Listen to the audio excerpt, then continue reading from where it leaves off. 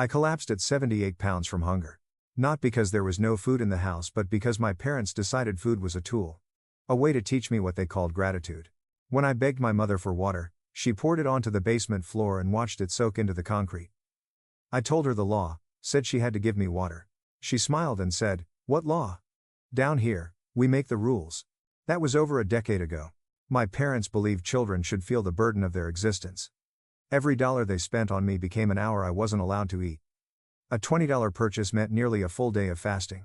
Shoes, school supplies, medicine, everything added to my debt. By 8 years old, skipping meals was normal. By 12, I was fainting in class. My father read receipts at dinner while I sat with an empty plate.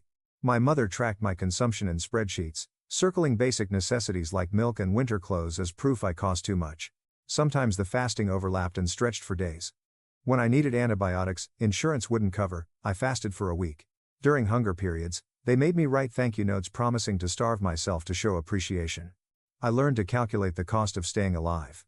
In stores, I stood in aisles, doing math in my head, deciding whether I could survive another dollar.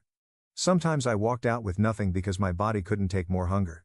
Teachers noticed my weight, but my parents had rehearsed explanations. When I collapsed during gym class, the nurse weighed me.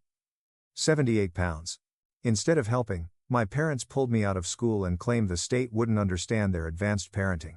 Homeschooling meant no witnesses. By 15, my vision was failing from malnutrition. Glasses would cost $175, meaning over a week without food. I knew I wouldn't survive it.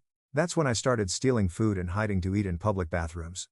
One day, in a library, I found a book about children's legal rights. That's when I learned the truth: parents are legally required to provide food, water, and medical care. Unconditionally. I confronted them. My father said, "This is my house. I am the law." That night, they locked me in the basement. No food. No water. No darkness, just a light I couldn't turn off. They brought water only to pour it out. Food only to eat in front of me. Writing assignments with broken pens. Every visit designed to break me. Instead, I survived. Weeks later, I escaped. I brought evidence: ledgers, photos, recordings. My parents were arrested. My mother's hands shook too badly to sign her confession. Today, I eat without calculating the cost. And that is freedom.